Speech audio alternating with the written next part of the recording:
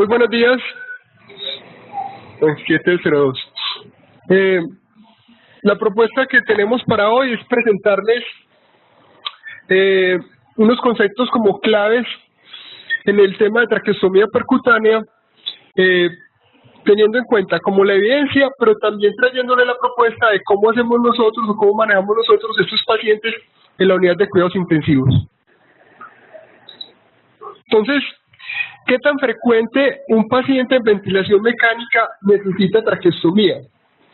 Una de las primeras revisiones apareció en el año 2012, como fue en el año 2000, estoy viendo bien. Esta revisión la hizo el doctor Andrés Esteban. Ellos se dieron a la tarea de saber cómo se hacía la ventilación mecánica en el mundo y tomaron en principio 400 unidades de cuidados intensivos, un total de 4.000 pacientes, y encontraron de que de todos esos pacientes que están en las unidades de cuidados intensivos, un 39% están en ventilación mecánica. Y de esos pacientes que están en ventilación mecánica, un 24% requirieron traqueostomía. Esa fue una de las primeras revisiones que se hizo en el año 2000. En el año 2013, aproximadamente 10 años después, volvieron a hacer la misma revisión, el mismo grupo de investigadores, ampliando la muestra. Pasaron a 927 unidades de cuidados intensivos, 18.000 pacientes, y encontraron que 14% de esos pacientes requirieron traqueostomía. Entonces es como el primer mensaje que tenemos, o sea, más o menos de los pacientes en ventilación mecánica, un 14% van a requerir traqueostomía. ¿Qué hay o qué tenemos en cuanto a la historia de la traqueostomía? La parte inicial es como la era del mito. O sea, ¿qué hay de mito? O sea, en el mito, por ejemplo, hay que los antiguos egipcios realizaban traqueostomía. Si ven en la figura de abajo, ese jeroglífico donde está un hombre inclinado sobre otro, para muchos asumen que eso es una evidencia de que los egipcios hacían traqueostomía. También cuenta la leyenda que el famoso Alejandro Magno con la punta de la espada salvó a un soldado que se estaba ahogando con sangre. Pero eso, como les cuento, es como la era mítica de la traqueostomía. Desde esa época hasta la Edad Media es como la Edad Oscura. Ahí hay más o menos reportes de médicos que conocían el procedimiento, pero no se hacía de una forma habitual. Por ejemplo, hay datos de que Hipócrates conocía la traqueostomía, lo mismo que Galeno, lo mismo que Avicena, pero realmente la traqueostomía en esa época no se hacía como una forma regular. En la imagen de la izquierda representa a George Washington con su grupo de médicos en su lecho de muerte. George Washington murió de una epiglotitis y los médicos, en ese momento la traqueostomía obviamente también se conocía, pero la consideraban tan riesgosa que decidieron manejarlo con una flebotomía. Obviamente pues se murió. Y ya en la imagen de la derecha, realmente aquí ya empiezan ya las descripciones más regulares del famoso Andreas Vesalius, donde representa haciendo una traqueostomía en enfermo. La primera descripción quirúrgica formal, médico italiano, donde describe la técnica y cambia drásticamente la realización del procedimiento con la aparición del famoso doctor Chevalier Jackson, donde él describe la técnica quirúrgica, la traqueostomía quirúrgica, que realmente logra bajar las complicaciones y la mortalidad de una forma tal que ya la traqueostomía se empezó a hacer de una forma más regular. Y en 1955, la primera descripción de una traqueostomía percutánea. Mire cómo es de curioso cómo la hacen con esos dos lanceticas, con una retraen la tráquea y con el otro hacen el estómago y pasan una cánula de plata en la vía aérea, solo con anestesia local. Descrita en 1955 por los neurocirujanos. Y ya del 55 al 85 lo que hubo fue como un desarrollo, como un perfeccionamiento de la técnica, hasta que llega el famoso Pasquale Chiaglia, y nos muestra la famosa técnica percutánea por dilatación, que es la que conocemos todos. 26 procedimientos, ninguna complicación, solo no tuvieron ninguna infección del estómago y solo un paciente presentó estenosis subglótica en el posoperatorio. Entonces miren más o menos cómo ha sido el desarrollo de la traqueostomía desde la edad oscura o de la edad del mito hasta 1985, que es donde comienza para nosotros, para los médicos de cuidados intensivos, como la era moderna de la traqueostomía. Entonces, a partir de la descripción de Pascual Echiaggia, ¿qué idea fue quedándome? Que por qué era mejor hacer una traqueostomía percutánea, porque se asociaba menos infecciones, porque se podía realizar al lado de la cama del paciente, ya teniendo la ventaja de evitarnos el transporte a los quirófanos, más rápida, como les voy a mostrar más adelante. Podíamos hacerla o se puede hacer por médicos no cirujanos, y hay reportes de intensivistas, anestesiólogos, urgentólogos, otorrinos, y en general es menos costoso. Entonces, lo primero, antes de hacer la traqueostomía, ¿qué necesitamos? Una evaluación adecuada del paciente y especialmente de la anatomía de la vía aérea. Entonces hay que identificar de una forma muy clara las estructuras de la vía aérea, el cartílago tiroides, el cricoides, el primero y segundo anillo traqueal y obviamente la horquilla esternal. También ahora contamos con la ventaja del ultrasonido, casi que para muchos están ahora promoviendo la idea de que todo paciente antes de una inducción debería tener una evaluación ultrasonográfica de la vía aérea con el fin o con el objetivo de identificar la membrana cricotiroidea. Ahí estamos mostrando cómo se hace el corte sagital y cómo se ve las imágenes hipoecoicas donde está el cartílago cricoides, el cartílago tiroides arriba y la membrana cricotiroidea. Y esta es la técnica que recomiendan para los que estamos comenzando en la evaluación de la vía aérea con ultrasonido, que es la técnica de rosario de perlas, donde se arranca inicialmente con un corte transversal, se desplaza el transductor hacia la derecha del paciente, luego se rota 90 grados y después se va deslizando en una forma cefálica hasta ir mirando las estructuras que uno necesita ver, que son los anillos traqueales y el cartílago cricoides y el tiroides. Entonces, una breve descripción como del procedimiento, es lo primero que tenemos pues como del equipo, acomodamos el tubo, eso se puede hacer bajo visión directa con laringoscopia o con fibroscopia, una incisión que puede ser longitudinal o transversal, la punción, que se hace una punción para acceder a la tráquea, se pasa la guía, una técnica de Seldinger. Vuelvo y repito lo de la punción porque en mi concepto esto es como el paso más crítico en la traqueostomía percutánea, que el acceso, que esta punción en la vía aérea le quede a uno clara.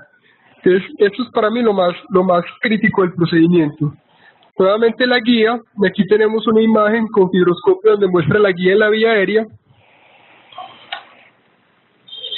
Aquí muestro, muchas veces es importante siempre revisar como los equipos, y los equipos tienen en su diseño, no son cosas caprichosas. Entonces aquí lo que les quiero mostrar es donde debe quedar las guías que tienen esas marcas, es porque es el sitio donde debe quedar. Se hace la dilatación y finalmente se pasa la cánula de traqueostomía y se fija la piel. Entonces, ahora vamos a mirar o vamos a tratar de resolver algunas de las preguntas más importantes que uno se hace cuando va a tomar la decisión de hacer una traqueostomía. Lo primero es si es mejor la percutánea o es mejor la quirúrgica. ¿Cuál de las dos técnicas tiene mejores resultados y menos complicaciones? Los estudios iniciales más o menos empiezan a aparecer desde el 99 en adelante y empiezan a mostrar resultados más o menos consistentes. ¿En qué sentido? En que la traqueostomía percutánea tiene menos infecciones, como lo pueden ver ahí, o no hay diferencias. Más o menos eso van mostrando los estudios. Y cuando uno los junta en los famosos metaanálisis, lo que uno encuentra en este primer metaanálisis con 15 estudios, con 973 pacientes, es que los resultados que nos venían mostrando los estudios iniciales de que tenían menos infecciones realmente sí se dan. Tienen menos infección del estómago, pero ninguna diferencia en sangrado, en estenosis, en mortalidad. Y obviamente lo que se anunciaba en un principio de que era mucho más rápida y era menos costosa. Entonces, como concepto que tenemos, que la traqueostomía percutánea comparada con la quirúrgica realmente tiene un riesgo similar de mortalidad y de complicaciones. Realmente la diferencia grande entre las dos técnicas es en la infección del estómago. La única diferencia que uno pudiera argumentar de que es diferente entre la percutánea y la quirúrgica. Este es uno de los puntos como más controvertidos y es cuándo hacer la traqueostomía, si hacerla temprana o hacerla tardía.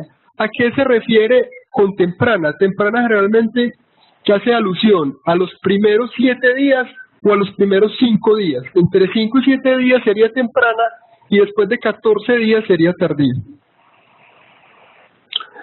Una de las primeras revisiones de Cochrane en el año 2012, con 4 estudios y 673 pacientes, nos muestra o nos arroja este primer resultado, que la traqueostomía temprana tiene o se asocia con menos días en el ventilador y en la estancia en la UCI, pero sin ninguna diferencia en otros resultados importantes como mortalidad, como infecciones o como estenosis traqueal. En el 2015, el mismo Cochrane vuelve a hacer otra revisión con 8 estudios, una muestra mucho mayor, 1977 pacientes, y aquí arrojan un resultado un poquito diferente de que la traqueostomía temprana se asoció con menos mortalidad, también con menos días en ventilación mecánica y sin ninguna otra diferencia en los otros puntos importantes, sobre todo infecciosos.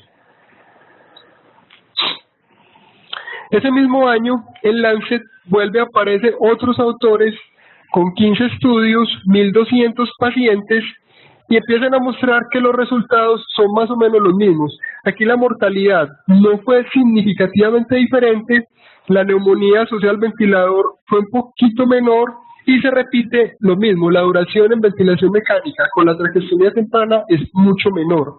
Y este metaanálisis es importante porque nos arrojó un dato que todavía no lo habían mostrado los estudios anteriores, que cuando usted toma los pacientes del grupo tardío, un porcentaje importante de esos pacientes, en este caso fue el 27%, los lograron extubar.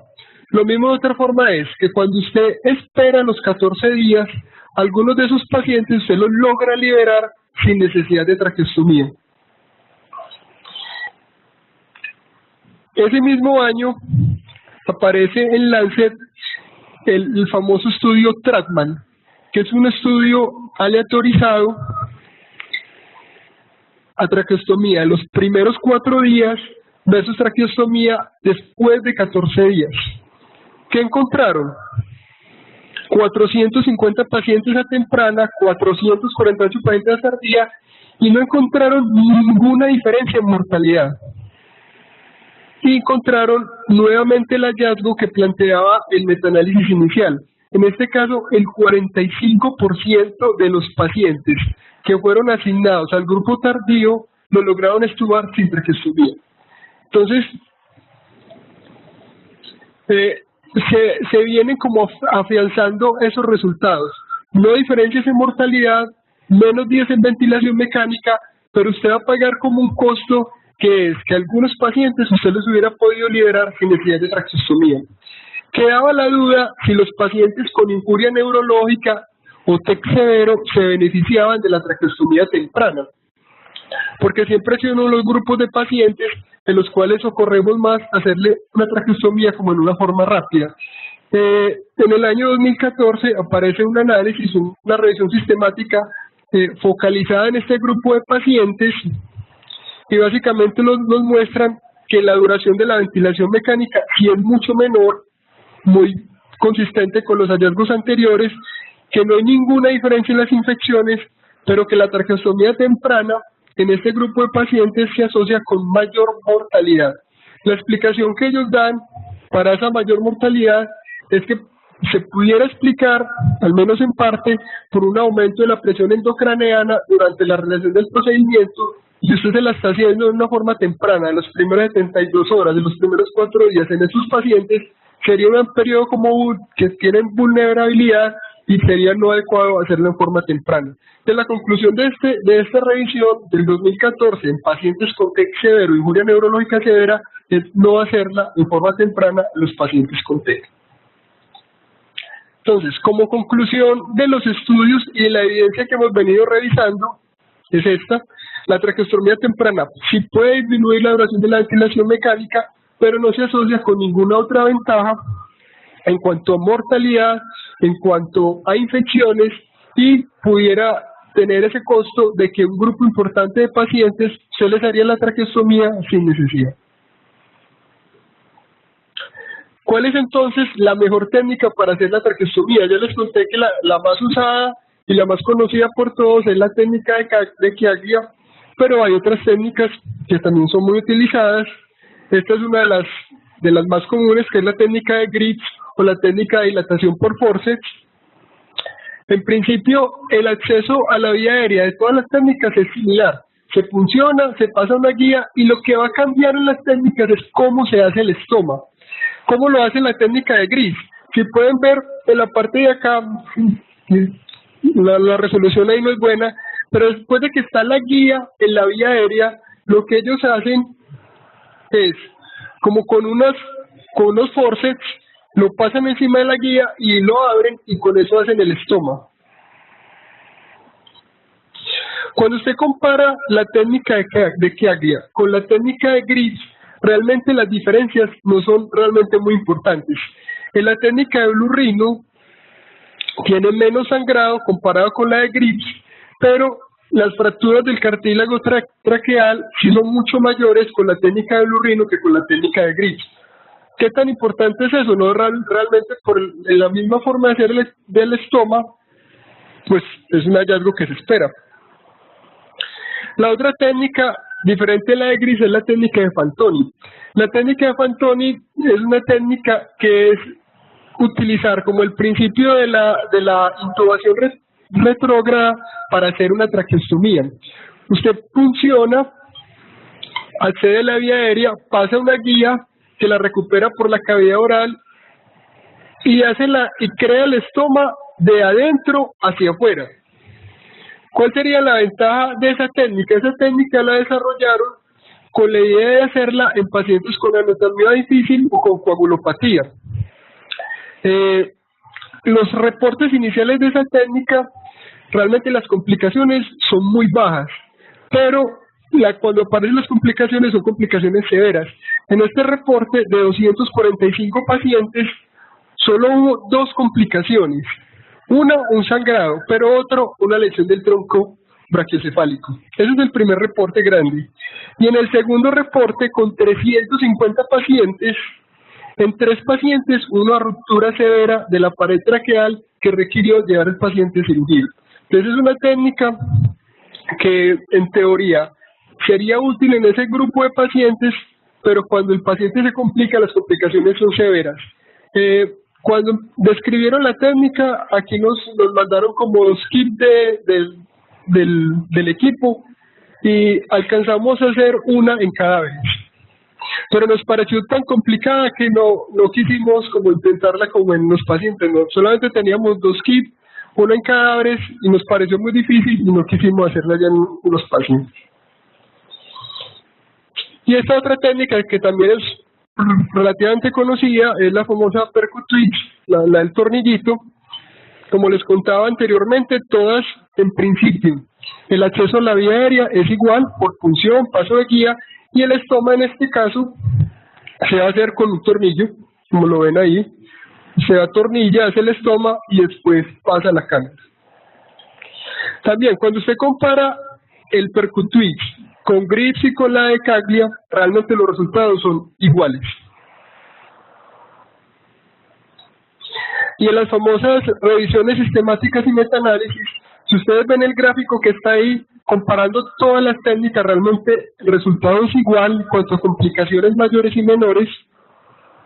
Y lo que sí llama la atención de entrada es esta parte abajo del esquema, donde usted ve que realmente esa técnica sí se asocia con peores resultados, y es la de Fantoni. Entonces, ya no solo nos mostraban los reportes iniciales donde las complicaciones eran más severas, sino que en la revisión sistemática, la técnica de Fantoni sí se asoció más complicaciones. Entonces, cuando uno se hace la pregunta, ¿cuál de las técnicas utilizar? Realmente uno lo que pudiera decir es que las dos técnicas más conocidas y más utilizadas, que es la técnica de Gris y la técnica de Blurrino, son equivalentes. Y realmente la de Fantoni, de todas las técnicas que hay descritas, sí se asocia con más complicaciones. Entonces, ¿cuál técnica elegir? Pues la elección de la técnica está basada entonces en la experiencia del operador y en la práctica local. Nosotros pues trabajamos principalmente con la técnica de Blurrino, pero en muchas partes del mundo la técnica de elección es la de Grips. Estas dos situaciones especiales, que son los obesos y los pacientes con patología cervical. Reportes, estudios de casos que avalan la traqueostomía percutánea en este escenario pacientes hay, sí. En principio, si se puede tocar, se puede hacer. Más o menos la idea que uno tiene. Si usted toca el cuello, puede hacer la traqueostomía percutánea. Reportes hay en obesos, reportes hay en pacientes con trauma cervical, que muestran los estudios, que es factible, que es segura, pero que definitivamente sí tiene un poquito más de complicaciones que los pacientes con anatomía o con unas condiciones más favorables. Entonces, ¿cuáles son las principales complicaciones de la traqueostomía percutánea? El primer mensaje grande es que las complicaciones son muy poco frecuentes. Y lo muestra en el mensaje de abajo, donde dice que las complicaciones son del 4%. Realmente son muy bajas. Y se pueden diferenciar en las complicaciones durante el procedimiento, en las complicaciones de las primeras 48 horas y en las complicaciones después de 48 horas, que son las complicaciones tardías. Si ustedes miran, durante el procedimiento, ¿qué es lo más común? El sangrado, que la cánula no le quede bien posicionada, que haya problemas con la oxigenación o con la ventilación.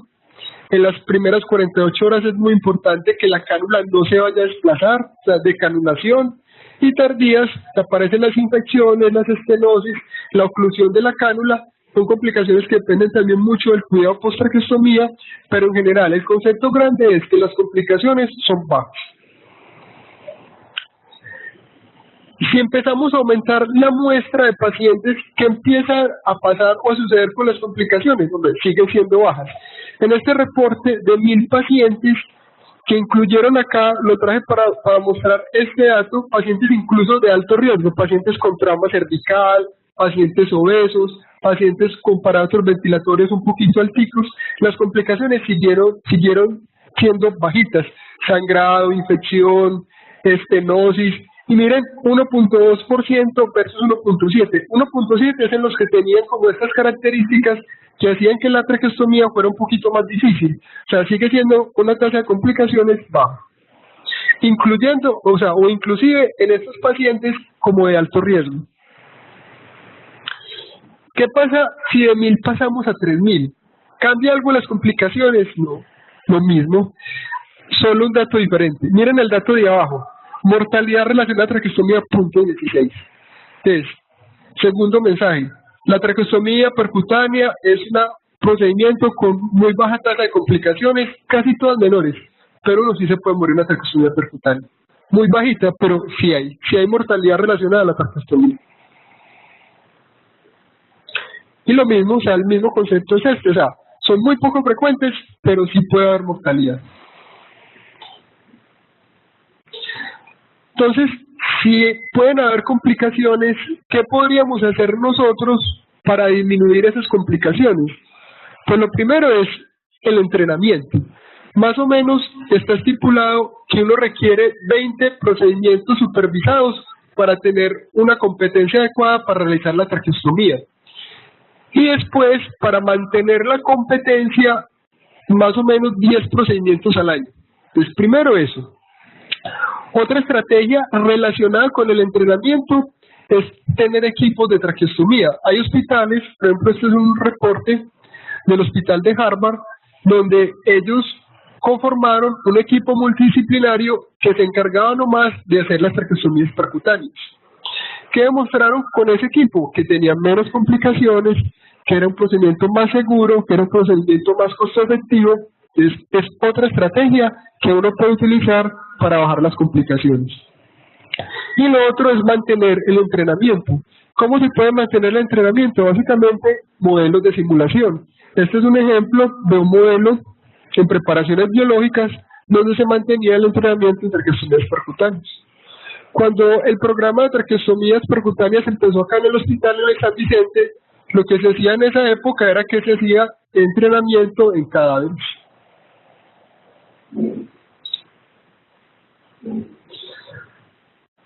Hacerla con broncoscopio o con ultrasonido, eso podría ayudar a disminuir las complicaciones. Pues miremos a ver qué nos muestra la literatura. ¿Cuál sería conceptualmente como la idea? La idea es, como les mostraba al principio, que uno de los pasos más claves es la punción, que esa punción realmente quede buena. Lo que le aportaría a uno el broncoscopio sería asegurar justo eso, que la punción sí sea en la vía aérea y sí sea realmente como en el sitio más adecuado. En esta imagen lo que yo les quiero resaltar es, en la parte, en la imagen de acá de la izquierda, realmente es el sitio central, en la línea media, donde debe ver la punción. Y miren la punción del otro lado, de la otra imagen de allá, donde se ve la punción lateral. Esas traqueostomías, cuando uno las hace así, siempre dan guerra, quedan ventilando mal, hay que acomodarlas. Pues ahorita los que han hecho traqueostomías, aquí está Juan Carlos, por ejemplo, seguro que le ha pasado eso, que cuando uno la punción le queda como de ladito, así lateral, esa traqueostomía no funciona bien. El broncoscopio te da la posibilidad de asegurar que el sitio de punción sí sea en el sitio más adecuado. Cuando ya uno no se va a los datos, bueno, realmente si ya vamos a mirar con datos, con números, si es mejor o no es mejor, ¿qué tenemos? Realmente cuando usted compara la traqueostomía con broncoscopio versus sin broncoscopio, realmente no hay ninguna diferencia en la tasa de complicaciones. Las complicaciones fueron muy similares en este reporte del 2015. En el 2017, en el Journal de Trauma, vuelven y analizan un poco más de pacientes, 266 pacientes, comparando broncoscopio y no broncoscopio, y los resultados también son muy similares.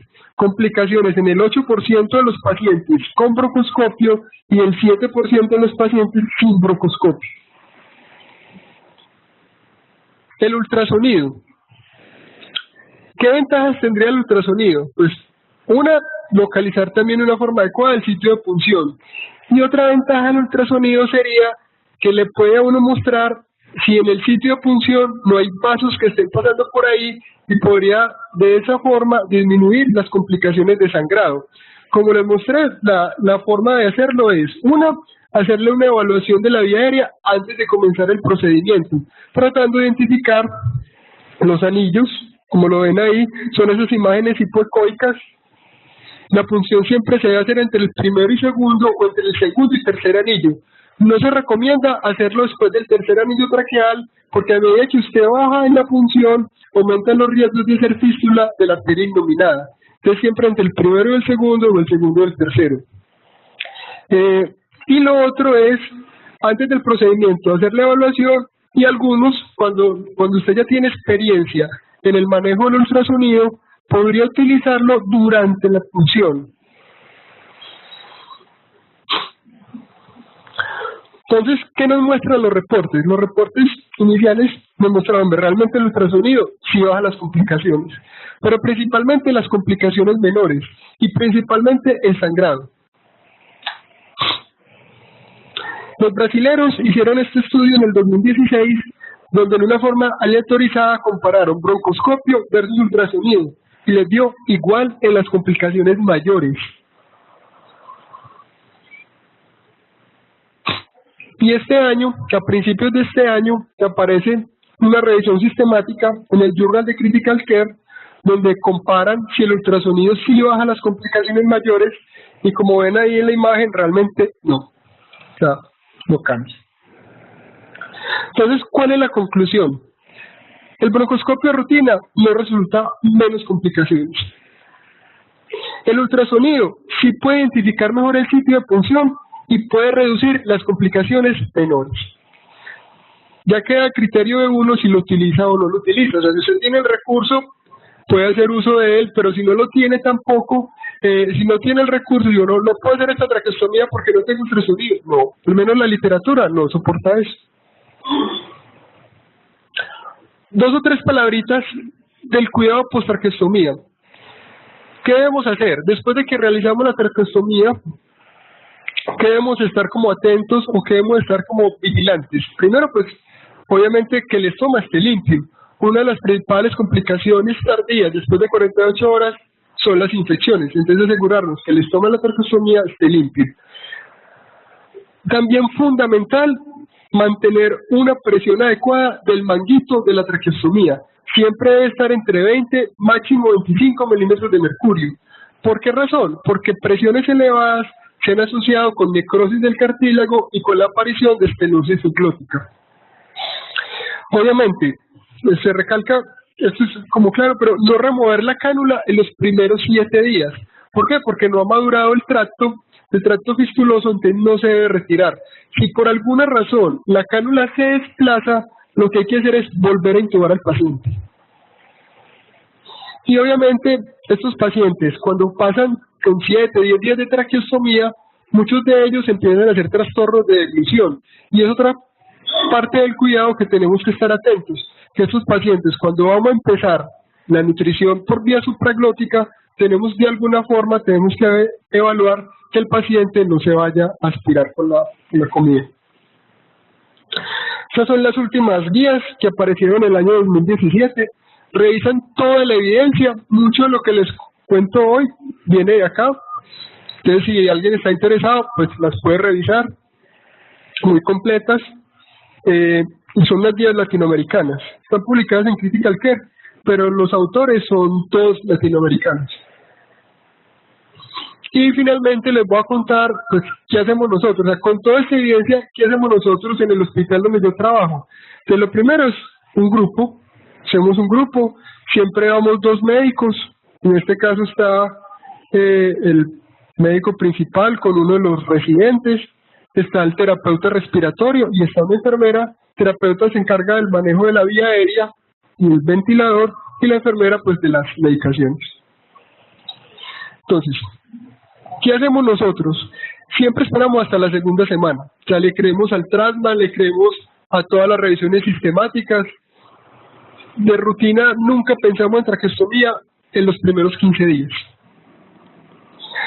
Siempre en el paciente aliviado, o sea, en el paciente que su cuadro clínico vaya en franca resolución. Nunca en el que estuvo con NORE hasta ayer, el que tuvo PIT de 10 hasta ayer, no. O sea, paciente muy aliviado, que estemos básicamente pensando ya en el proceso de liberación del ventilador. Parámetros ventilatorios bajos, como le contaba, PAFI más de 200, PIT menor de 8, pacientes con anatomía favorable. También les conté que hay reportes en pacientes obesos, pacientes con anatomía no favorable, pero nosotros por principio ya tenemos como establecido que si la anatomía no es favorable, va a traqueostomía quirúrgica. Siempre acompañado. El miedo entre 2, más fácil. Cuando todo fluye, una traqueostomía percutánea puede ser 5 minutos, pero cuando una traqueostomía percutánea se empieza a enredar, entonces, si uno está con otro compañero, y sobre todo el compañero también tiene experiencia en la traqueostomía, es más fácil tomar decisiones y es más fácil evaluar qué es lo que está pasando. Entonces, siempre acompañado, no usamos fibrobroncoscopio de rutina, tenemos el ultrasonido, ocasionalmente lo hacemos, sobre todo preprocedimiento. Cuando estamos ahí, sobre todo si es residentes, o para mostrarles cómo se hace el ultrasonido, y para evaluar lo utilizamos. No, el fibro sí no usamos fibro de rutina. También les recalqué mucho al principio de que el punto más clave es la función. Si yo estoy haciendo el procedimiento y la función, no quedo contento con la función, nos devolvemos, paramos, cerramos, quitamos todo y la probamos quirúrgica. Es mucho mejor devolverse en una traqueostomía que manejar un enredo y una complicación. Entonces, si esa punción no les queda, yo les recomiendo sinceramente que paren. O sea, si esa punción no queda segura, no. Y si durante el procedimiento las cosas no van bien, que es siempre como la sensación de que el procedimiento no se está desarrollando en la forma que es usual, siempre llamen a un cirujano. O sea, sin pena, llamar al compañero, vení, ayúdame, tal cosa. Al principio fue muy difícil porque los cirujanos siempre decían, ¿ustedes para qué hacen eso? Ustedes no son cirujanos, ¿ustedes para qué meten? Pero ya con el tiempo ellos han ido tomando una posición más tolerante y realmente ya en las complicaciones nos ayudan sin problema. Entonces, hombre, esto no va, no he podido llegar, llámelo rápido. Yo siempre lo hago, he tenido muy buenos aportes, la gran mayoría de las veces se entran con uno y la hacen con uno ahí, entonces también por principio tengo eso. Y como todo, los pequeños detalles son los que hacen que usted le vaya bien en este procedimiento, en todos en general, pero hay veces dicen que con el tiempo uno se va volviendo como cansón, que los viejos nos va volviendo como miedosos, como perezosos, y realmente no es que sea así, sino que con el tiempo vamos viendo que son un detallito pequeñito te puede cambiar un resultado. Entonces, ese es el mensaje. Ojo con los detalles y cualquier duda, cualquier pregunta, cualquier intervención, bienvenidos. Pues primero, me gusta mucho cuando un profesor tiene la oportunidad pues y el deseo de presentar una charla al cuerpo académico, porque primero pues muestra como es mucho más fácil estar acá sentado, o sea, no mirando. El hecho de pasar, y más cuando uno cada vez tiene más cosas como en la cabeza, es difícil, no es fácil. Gracias, profe, por eso, muy bacano me pareció el hecho de que muchas de las imágenes fueran propias del grupo, incluso la parte inicial de Blue Rhino y todo eso, bacano, muy bacano, porque la Universidad de Antioquia tiene una escuela en esto que la ha ido exportando incluso a otros países. Con respecto a traqueostomía percutánea, en el grupo de vía aérea, aunque históricamente se habían hecho muchas traqueostomías y en la ciudad era uno pues, como de los grupos que se iban a diferentes lugares a realizarla, pues en la evolución del entrenamiento normal de los intensivistas, pues cada vez más intensivistas hacen traqueostomía percutánea, eso hace que cada vez menos anestesiólogos hagan traqueostomía percutánea. Entonces, por ejemplo, nosotros, la verdad, sí estamos más o menos en 10 al año, pero rayando, o sea, no tenemos ese gran número de pacientes que teníamos previamente. Se hacen simulaciones, sí se hacen las técnicas, pero como para enseñar las funciones traqueales, no tanto como para hacer la traqueostomía, pues eso ya ha pasado como al intensivista más que al anestesiólogo. Sin embargo, en las que hemos hecho, cada vez usamos más ultrasonografía, puede ser por eso, porque como hacemos menos, entonces el día que la hacemos, pues uno se siente más tranquilo haciéndola con ultrasonografía. Tenemos la experiencia con ella, ventajas que uno puede sacar el tubito hasta donde va a hacer la punción, eso se ve en el ecógrafo. Y tenemos algunas hechas que están, algún día las terminaremos de reportar, que están en ese proceso. Y tiene esa ventaja de que usted está seguro que la punción está en línea media. Eso es lo que a veces no es tan fácil cuando uno no tiene tanta experiencia. Si una persona traqueostomía todas las semanas, pues probablemente no le va a mejorar mucho, como lo mostraste pues, en la evidencia, en los estudios. Otra razón por la cual hemos disminuido el número de traqueostomías es que en algunas instituciones la traqueostomía percutánea no se factura y la traqueostomía abierta sí. Entonces eso ha hecho que haya cierta tendencia de algunas instituciones en la ciudad, lo que me consta y he hablado pues con los administrativos de ellos, de preferir la traqueostomía abierta porque eso genera pues una ganancia de efectivo. Pues yo creo que la discusión no debería ir hacia allá, pero pues, se presenta, eso pasa aquí en la vida. Y en las instituciones universitarias nos pasa otra cosa, y es que el de otorrino, el de cirugía, el de vía aérea, todos están como buscando el procedimiento, el urgentólogo, el intensivos, entonces suelen ser realmente cada vez menos las que hacemos. Creo que el papel de la ultrasonografía en el manejo de vía aérea cada vez toma más posición, y todo anestesiólogo debería estar entrenado, por lo menos conocer las estructuras, si la hace rutina bien, si no también, pero por lo menos tiene que tener la herramienta, y creo que nosotros pues sí tenemos esa escuela. De nuevo te agradezco pues como por la presentación, y ese era el aporte que quería hacer. Nosotros la hacemos con ultrasonografía y cada vez hacemos menos. Gracias, María. No sé si Juan quiere decir algo, Juan, que también ha hecho bastantes. No, para felicitarte por la presentación, muy bueno. Gracias, Juan. Gracias, Sí, no, a pesar de estar haciendo esto desde hace muchos años, siempre hay cosas nuevas que aprender. Respecto al procedimiento, pues es o sea, está incluyendo mucho, como ya lo dijo Mario, en nuestra ciudad, más las decisiones administrativas. Porque en Estados Unidos, muy seguramente, los derechos de quirófano, los honorarios de anestesiólogo y el cirujano, el otorrino que realice el procedimiento, sean mucho más costosos que hacerla por técnica percutánea, pero en nuestro medio resulta ser lo contrario. Es más barato pagar derechos de quirófano y los honorarios de estos especialistas que es la percutánea, porque el kit es muy costoso en nuestro medio. Entonces, también en parte se estimula mucho el realizar estos procedimientos porque las aseguradoras objetan Bueno, mucho. pero si yo te preguntara de la experiencia que vos tenés, ¿cuál sería como el tip que le dirías a alguien que va a hacer sus primeras traqueostomías? Tenga en cuenta esto, haga esto. Cuando se está haciendo curva de aprendizaje, sí. Primero, como lo señalaste, siempre estar acompañado, y ahí el fibrobroncoscopio creo que sí es de mucha utilidad. ¿Te recomendarías eso? Si usted está arrancando... O sea, si tengo el recurso, le recomendaría ayudarse del fibrobroncoscopio para tener la seguridad de que la punción está en línea media, que no estoy fracturando, que estoy entre que no estoy entre el espacio de dos anillos y no sobre el anillo mismo porque lo va a fracturar. Entonces sí sería deseable. Claro que con la ecografía, que ya es una herramienta que se cuenta con ella en las unidades de cuidado intensivo, pues cada vez se puede ir desplazando una ayuda por la otra. Pero lo importante es siempre contar con una ayuda cuando uno está haciendo curva de aprendizaje. Una vez ya la persona despega y la anatomía es favorable, ya se puede obviar ese tipo de ayuda. Gracias, Juan. El doctor Elmer Gaviria no va a hacer propaganda. Cuando empezaron las traqueostomías en el San Vicente, el grupo de vía aérea liderado por el doctor Elmer Gaviria eran los que hacían las traqueostomías.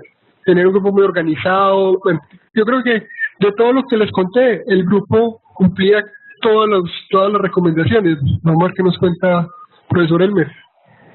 Sí, Alex, muchas gracias. Quería hacer como algunas menciones. En primer lugar, yo creo que una de las estrategias que tiene que tener uno en el proceso de enseñanza-aprendizaje de estos técnicas que inicialmente competían solamente a cirujanos, otorrinos, cirujanos generales, y que posteriormente se logró en el mundo que personas de diferentes disciplinas de formación no quirúrgica como intensivistas, urgentólogos, anestesiólogos, etcétera, accederan a ella.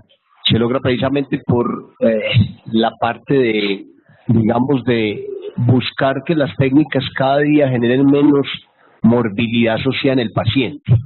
Y uno tiene que pensar muchas veces no en los países en vías de desarrollados, sino en vías de desarrollo. Yo recuerdo lo que era hacer una traqueostomía en quirófano en un paciente de unidad de cuidado intensivo en un hospital como San Vicente de Paúl hace 20 años. Era transportar un paciente a quirófano con medicamentos vasoactivos que muchas veces había que disminuirlos con un alto soporte, disminuirlos o pararlos. Pacientes con un alto soporte ventilatorio y no había ventiladores de transporte adecuado y el paciente llegaba normalmente colapsado al quirófano. Hay un pulso muy duro y es lo que uno recuerda en la parte histórica y es el aspecto económico. Es decir, hacer una traqueostomía percutánea versus una traqueostomía quirúrgica varía muchísimo menos. La traqueostomía percutánea, aún con el alto costo del dispositivo, porque el paciente ya no había que transportarlo y ya no era un cirujano quien hacía el procedimiento, y fue el primer, digamos, dificultad que nosotros tuvimos en el grupo, y fue enfrentar la realidad económica versus la necesidad del paciente. En segundo lugar, creo que esa riqueza que nosotros tuvimos durante tanto tiempo, yo siempre hablo en esos términos, y era el número de cadáveres que teníamos los lunes en medicina legal. Era una riqueza que yo siempre decía, ojalá algún día se acabe. por bien de este país, pero uno tener disponibilidad de 20-30 tardes cada lunes para hacer tricotiloidectomía, traqueostomía e intubación retrógrada, pues obviamente nos daba una curva de aprendizaje diferente a la realidad que hoy tenemos, y por eso tenemos que avanzar en las estrategias de simulación, porque ya lo decía el profesor Mario Zamudio, disminuye el entrenamiento cuando lo único que se utiliza son pacientes, ¿cierto?